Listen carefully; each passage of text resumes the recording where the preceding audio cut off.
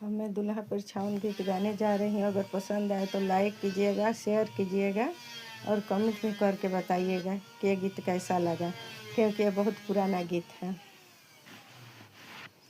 केने बड़े कौन पापा चिन्ह सुदामा दहो, ई हवे कि दोसर हवे हे परिछि कि ना हो, ई हवे कि दोसर हवे परिछि कि ना हो।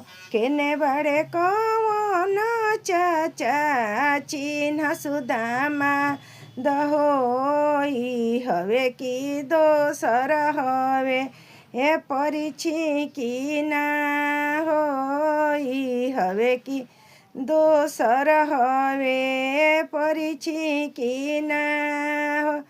केने बड़े कौन भैया चिन्ह सुबह नोइया हो, ई हवे कि दोसर हवे ए परिछि कि ना हो, ई हवे कि दोसर हवे परिछि कि ना हो। पापा हो कवनी पापा के अखिया लगली मधुमखिया हो, श्याम सुंदर दुलरई तीन बेटी करी 8 बर ले आइले हो। श्याम सुंदर दुलरई तीन बेटी करी 8 बर, भैया के अखिया लगली मधुमखिया हो। श्याम सुंदर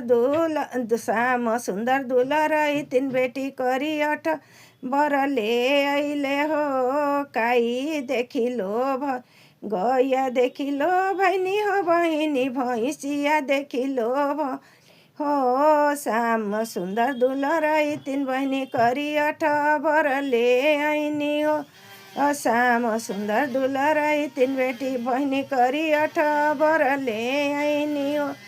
चाचा के अखिया लगली मधुमखिया हो, खोजी ले आइले चाचा करियावा दामाद हो, खोजी ले आइले चाचा करियावा दामाद हो। अरे भैया के जीजा के अखिया लगली मधुमखिया हो, खोजी ले आइले जीजा करी 8 साढ़ू हो, खोजी ले आइले